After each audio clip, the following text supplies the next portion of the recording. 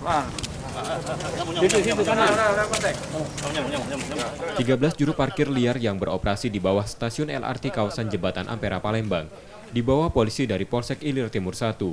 Mereka diamankan setelah banyak laporan warga yang resah dipaksa membayar parkir dengan tarif di atas tarif normal, padahal kawasan itu bukan lahan parkir.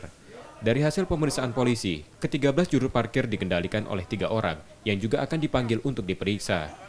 Pada polisi, jukir liar mengaku hasil parkir diberikan pada 3 orang yang diupah Rp40.000 dalam 1 hari operasi.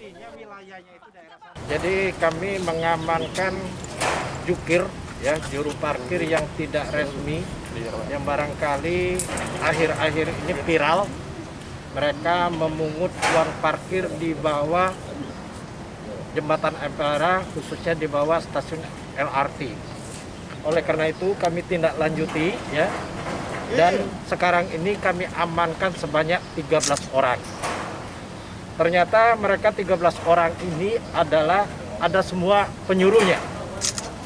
Jadi ada kelompok D, ada kelompok M, ada kelompok R. Namun tentunya kami akan mendalami lebih lanjut terkait masalah pungli yang dilakukan oleh kelompok ini. Nantinya polisi akan meningkatkan patroli di kawasan itu dan penertiban juru parkir liar lainnya. Rizky Oktora, Muklas Diferensial, Kompas TV, Palembang.